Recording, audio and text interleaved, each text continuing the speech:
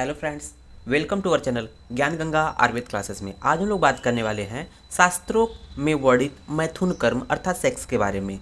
तो यहाँ पर हम लोग बात करेंगे कि किस तरह से मैथुन कर्म को इम्पोर्टेंस दिया गया है और किस तरह से मैथुन कर्म के द्वारा जो स्वास्थ्य का अनुवर्तन होता है और मैथुन कर्म न करने से कौन कौन सी विभिन्न व्याधियाँ उत्पन्न होती है। तो इसके इम्पोर्टेंस के बारे में आज हम लोग बात करेंगे। तो यहाँ पर देख रहे होंगे कि मैथुन कर्म को क्या बोला गया, जीवन का आधार बोला गया है। जीवन का एक तरह से आधार है, ये जो मैथुन है वो जीवन का आधार है। तो कैसे आधार है, हम लोग जानते हैं कि जीवन की जो उत्पत्ति होती है वो कहीं ना कहीं मेल प्लस फीमेल जो गैमिट होते हैं उनके समागम से ही होता है, जिसको हम लोग फर्टिलाइजेशन बोलते हैं। फर्टिलाइजेशन तो अर्थात फर्टिलाइजेशन क्रिया, चाहे प्लांट की बात करें, चाहे एनिमल की बात करें, चाहे किसी भी जीव की बात करें, चाहे वो एनिमल हो चाहे वो प्लांट हो, उन प्रोसेस में, दोनों भी प्रोसेस में क्या होता है, फर्टिलाइजेशन अर्थात मैथुन कर्म या सेक्स कर्म की बात की गई है। तो वहाँ पर मेल गैमिट और फीमेल गैमिट की बात की जाती है। यहाँ पर अगर बात करें प्राणियों में तो स्पर्म एंड ओवा की बात की जाती है। शास्त्रों में बोला गया है, आचार्य चरक ने प्रथम अध्याय में ही बोला गया सूत्र स्थान के, कि जो आरोग्य के मूल कारण, आरोग्य के जो मूल हैं, धर्म अर्थ काम मोक्ष, धर्म अर्थ काम और मोक्ष, धर्म अर्थ काम मोक्ष को क्या बोला गया, आरोग्य, आरोग्य का मूल बोला गया है। अर्थात जो रूट होता है, स्वस्थ रहने का जो रूट है, रूट कॉज है, क्या है, धर्म अर्थ काम मोक्ष। तो काम जो है वो कहीं ना कहीं किसके लिए बताया गया है, मैथुन के लिए है, कि मैथुन कर्म क्यों जरूरी है स्वस्थ रहने के लिए। क्योंकि देखते होंगे कि जिनका वैवाहिक जीवन बहुत अच्छा व्यतीत नहीं होता है वो कहीं न कहीं विभिन्न व्याधियों से ग्रसित रहते हैं, या जो अनमैरिड लाइफ होती है वो विभिन्न व्याधियों से, एक समय के पश्चात जो अनमैरिड लाइफ होती है बहुत ही विभिन्न गंभीर व्याधियों से ग्रसित होती है। तो अब उसके बाद बात करेंगे कि ऋतुओं के अनुसार मैथुन कर्म के बारे में। तो यहाँ पर हम लोग बात करेंगे ऋतुओं के अनुसार मैथुन कर्म, अर्थात किस ऋतु में कितने दिन के अंतराल पर मैथुन कर्म करना चाहिए। तो हर एक ऋतु में ये वेरिएशन पाया जाता है, तो इसलिए आज अलग अलग आचार्यों ने अपनी अलग अलग राय रखी है। तो सबसे पहले बात करते हैं चरक की। आचार्य चरक ने क्या बोला है, तो उन्होंने बहुत ऋतुओं के हिसाब से सिर्फ ये बोला है कि किस ऋतु में मैथुन कर्म नहीं करना चाहिए। तो उन्होंने बोला है ग्रीष्म, उन्होंने बोला है ग्रीष्म और वर्षा ऋतु, ग्रीष्म और वर्षा ऋतु, वर्षा ऋतु में उन्होंने मैथुन निषेध बोला है, मैथुन नहीं करना चाहिए ऐसा बोला है।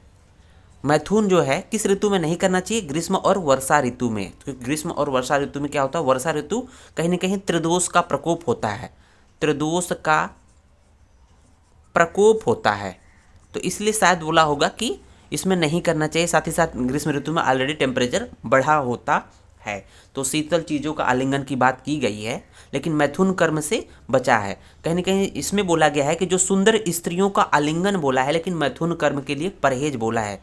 तो आप जब आप ग्रीष्म ऋतुचर्या पढ़ेंगे चरक का, तो उसमें उन्होंने स्त्री का आलिंगन बोला है, स्त्री का स्पर्श बोला है, लेकिन उन्होंने मैथुन कर्म सेक्सुअल कॉन्टैक्ट नहीं बताया है।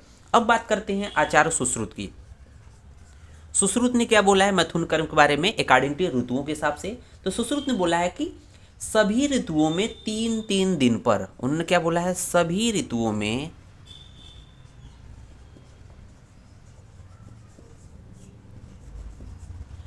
3-3 दिन के अंतराल पर,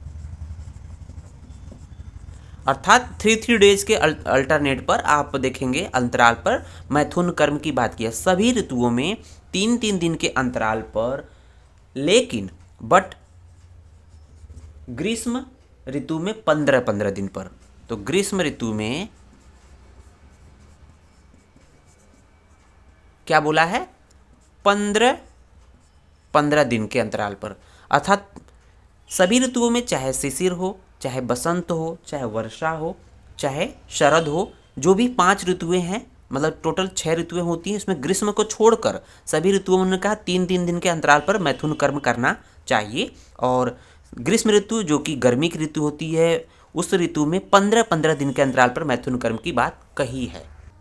और यहाँ तक कि उन्होंने हेमंत ऋतु में क्या बोला है, हेमंत ऋतु, जो हेमंत ऋतु होती है, जो भी अत्यंत शीत ऋतु, जिसको हम लोग शीत ऋतु भी बोलते हैं, अत्यंत शीत होती है, बहुत ठंड पड़ती है, तो उसमें उसमें मैथुन कर्म जो है इच्छानुसार बोला गया है, इच्छानुसार, अर्थात जब इच्छा हो, जितनी इच्छा उतनी मैथुन कर्म की बात की गई है। हेमंत प्लस शिशिर ऋतु दोनों में, हेमंत प्लस शिशिर ऋतु जो जाड़े की ऋतु होती है, उसमें इच्छानुसार बोला गया है। ये बात किसके द्वारा कही गई है, तो ये बात जो चल रही है, ये अष्टांग संग्रह के द्वारा बात कही गई है। अष्टांग संग्रह, अष्टांग संग्रह ने मैथुन कर्म के बारे में बोला है कि हेमंत और शिशिर ऋतु जो कि शीत अर्थात जाड़े की ऋतु होती है, उसमें इच्छानुसार यथेष्ट बोला है, जितनी इच्छा हो उतना मैथुन कर्म कर सकते हैं। इसके अलावा उन्होंने जैसे हेमंत और शिशिर के अलावा उन्होंने क्या बोला है कि बसंत और शरद में, बसंत प्लस शरद में, बसंत और शरद ऋतु में क्या बोला है, 2-2 दिन के अंतर पर, 2-2 दिन के अंतर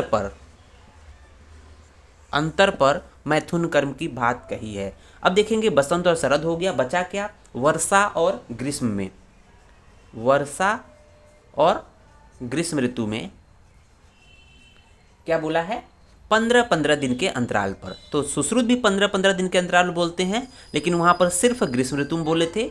यहाँ पर अष्टांग संग्रह ने वर्षा के साथ साथ ग्रीष्म में भी उन्होंने 15-15 दिन के अंतराल पर यहाँ पर मैथुन कर्म की बात कही है।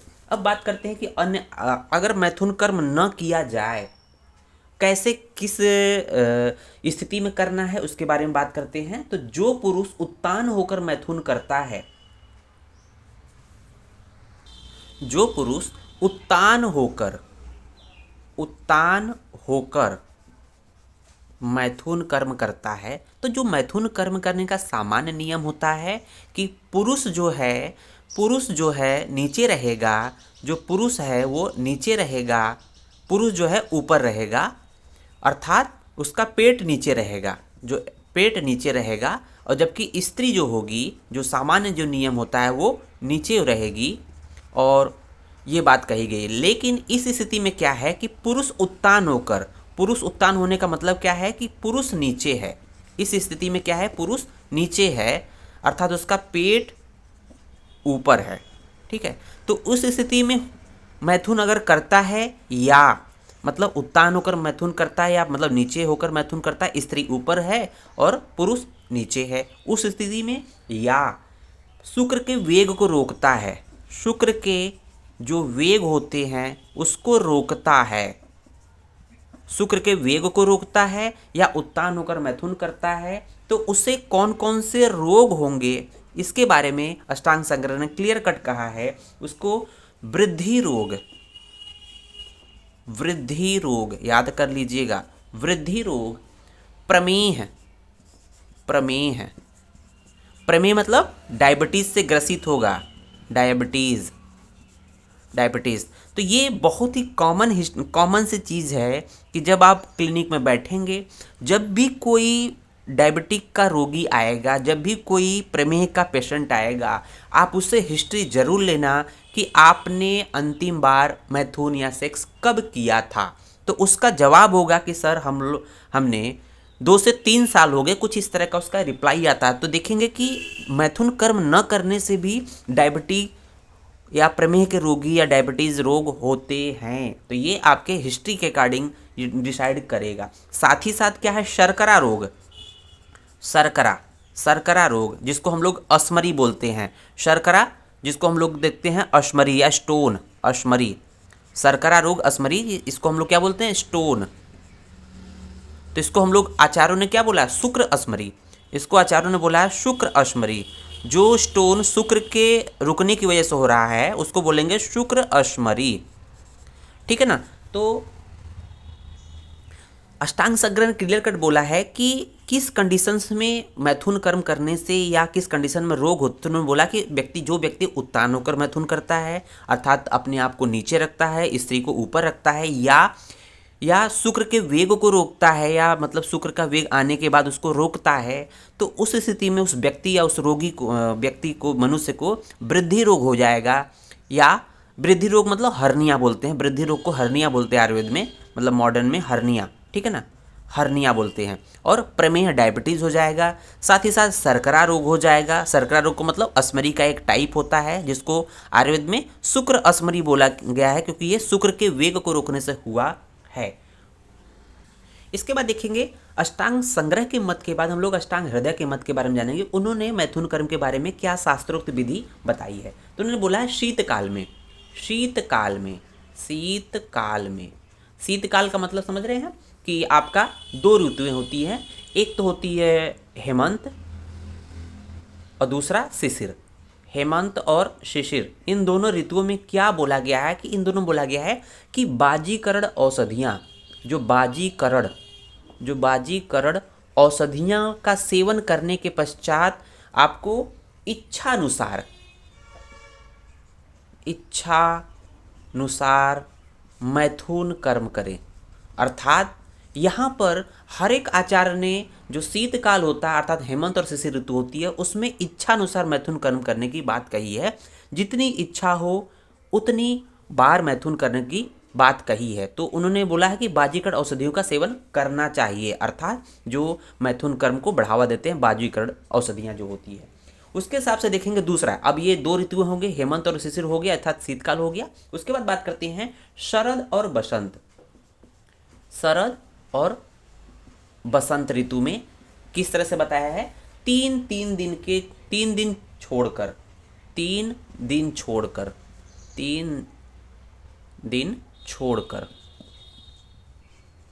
बात की है। तो शरद बसंत में 3 दिन छोड़कर अर्थात हर एक चौथे दिन पे। और देखा जाए ग्रीष्म ऋतु में, ग्रीष्म और वर्षा में 15 दिन के बाद, उन्होंने बोला है 15 दिन के बाद। तो ये लगभग बात तो सभी ने बोला है, ग्रीष्म ऋतु में 15 दिन के बाद या 15 दिन पर, 15 दिन के बाद या 15 दिन की बात कही गई है। तो ये बात सभी लोगों ने कही है। अब आइए बात करते हैं भाव प्रकाश। देखेंगे वेरी वेरी इंपॉर्टेंट है भाव प्रकाश का मत। भाव प्रकाश, तो हम लोग इसको भाव प्रकाश को बीपी लिख देते हैं, भाव प्रकाश, ठीक है। उन्होंने सबसे पहले कहा है कि अगर किसी व्यक्ति की मैथुन करने की प्रबल इच्छा हो रही है, अगर वो मैथुन नहीं करता है तो उसे कौन कौन से रोग होंगे, उन रोगों का वर्णन किया है। तो उन्होंने कहा है कि प्रबल इच्छा होने पर मैथुन ना करने से प्रमेह, उन्होंने भी बोला प्रमेह अर्थात डायबिटीज, मेदो रोग अर्थात शरीर में फैट की वृद्धि होगी, मेद वृद्धि जिसको बोलते हैं मेद वृद्धि, शरीर लुलथुल हो जाएगा और शरीर में शिथिलता आ जाएगी, प्लस शरीर शिथिल हो जाएगा, शरीर शिथिल हो जाएगा, शरीर में लुंजता पुंजता आ जाएगी। क्योंकि देखेंगे जब मेद की वृद्धि होगी इस प्रमेह अर्थात मैथुन न करने पर क्या हो जाएगा, प्रमेह अर्थात डायबिटीज हो जाएगा, मेद की वृद्धि हो जाएगा। जब मेद की वृद्धि हो जाएगी तो शरीर में लुंजता पुंजता अर्थात शरीर में शिथिलता आ जाएगी। तो ये तो बात उन्होंने कहा कि प्रबल इच्छा होने पर मैथुन न करने से प्रमेह, मेद वृद्धि और शरीर में शिथिलता आ जाती है। अब बात करते हैं कि उन्होंने किस ऋतु में किसके साथ करना चाहिए, किस तरह की स्त्री के साथ करना चाहिए। तो उन्होंने बोला है कि ग्रीष्म व शरद में, तो ग्रीष्म प्लस शरद में बाला स्त्री के साथ, बाला स्त्री मतलब कम उम्र की स्त्री के साथ बाला स्त्री की बात की है। शीतकाल में ठंड की ऋतु में अर्थात शिशिर और हेमंत ऋतु में उन्होंने बोला है तरुणी स्त्री, बाला स्त्री से थोड़ी सी ज़्यादा उम्र की तरुणी स्त्री के साथ करने की बात की है। और वर्षा ऋतु में वर्षा और प्लस बसंत में देखेंगे तो उन्होंने प्रौढ़ा स्त्री के साथ मैथुन कर्म की बात की है। और साथ ही साथ क्या बोला है, नित्य बाला स्त्री सेवन, जो व्यक्ति नित्य प्रतिदिन बाला स्त्री के साथ मैथुन करता है, बाला स्त्री सेवन से क्या होगा, बलवर्धक होता है, बलवर्धक। जो व्यक्ति नित्य प्रतिदिन बाला स्त्री के साथ सेवन करता है उसके शरीर में बल की वृद्धि होती है। अगर कोई व्यक्ति तरुणी स्त्री के साथ मैथुन करता है प्रतिदिन तो उसके शक्ति का ह्रास होता है, शक्ति का ह्रास होगा। तो ध्यान दीजिएगा, बाला स्त्री के साथ मैथुन करने से उन्होंने बलवर्धक बोला है नित्य प्रतिदिन, और तरुणी स्त्री के साथ नित्य प्रतिदिन मैथुन करने से शक्ति का नाश हो रहा है। और प्रौढ़ा स्त्री के साथ अगर प्रतिदिन मैथुन कर्म किया जाता है तो वृद्धावस्था उत्पन्न हो जाती है, वृद्धावस्था आ जाती है। तो ये बात खुलकर भाव प्रकाश ने बोला है। अब बात करते हैं भाव प्रकाश की ही कि किस ऋतु में कितने दिन के अंतराल पर मैथुन कर्म करने की बात कही है। तो उन्होंने क्या बोला है कि हेमंत ऋतु में बाजीकरण औषध खिलाकर। तो उन्होंने क्या बोला है, हेमंत ऋतु जो भी अत्यंत जाड़े की ऋतु होती है तो उसमें बोला कि बाजीकरण औषधि खिलाकर मैथुन करना चाहिए, जितनी इच्छा हो उतनी मैथुन करनी चाहिए। उसके बाद उन्होंने बोला शिशिर ऋतु में इच्छानुसार देखेंगे, दोनों में इच्छानुसार है, हेमंत और शिशिर में। बस यहाँ पर उन्होंने क्या बोल दिया, बाजीकर औषधि हेमंत में कराना है, खिलाकर मैथुन करना चाहिए, और शिशिर में इच्छानुसार, जब इच्छा हो, जितनी इच्छा हो उतनी मैथुन करने की बात कही है। उसके बाद देखेंगे बसंत प्लस शरद ऋतु में कितनी मैथुन करना चाहिए, अर्थात 3 दिन के अंतराल पर मैथुन कर्म करने की बात कही है। साथ ही साथ देखेंगे वर्षा और ग्रीष्म अर्थात गर्मी की ऋतु में क्या है, एक पक्ष का मतलब होता है 15 दिन, 15 दिन के मतलब 15 दिन पर मैथुन करने की बात कही है, 15 दिन के अंतराल पर मैथुन कर्म की बात कही है। उसके साथ साथ क्या बोला है, शीतकाल में, जैसे शीत बहुत ठंड लगती है, शीतकाल में कब मैथुन करने की बात कही है, तो उन्होंने बोला रात्रि में बोला है। और ग्रीष्म काल में अर्थात गर्मियों में कब बोला है, दिन में।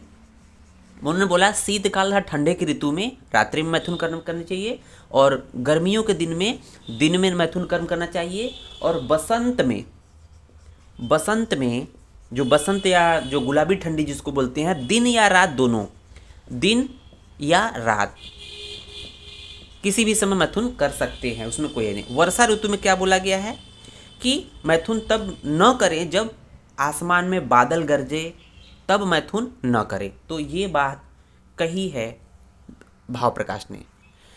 उम्मीद है वीडियो आपको समझ में आया होगा। ये जो पूरा मैटर है शास्त्रोक्त विधि से है, ये आपके सेकेंड ईयर, फाइनल ईयर, यहाँ तक कि जो एमडी एंट्रेंस होता है, जो भी कॉम्पिटिटिव एग्ज़ाम होता है, ये सामान्यतः पूछे जाते हैं और आपकी जानकारी के पॉइंट ऑफ व्यू से एग्ज़ाम में भी आता है, तो आपको जानकारी होनी चाहिए। इस पे हम लोगों ने बात किया है, और जो कुछ बची हुई बातें हम अब अगले लेक्चर में बात करेंगे। धन्यवाद।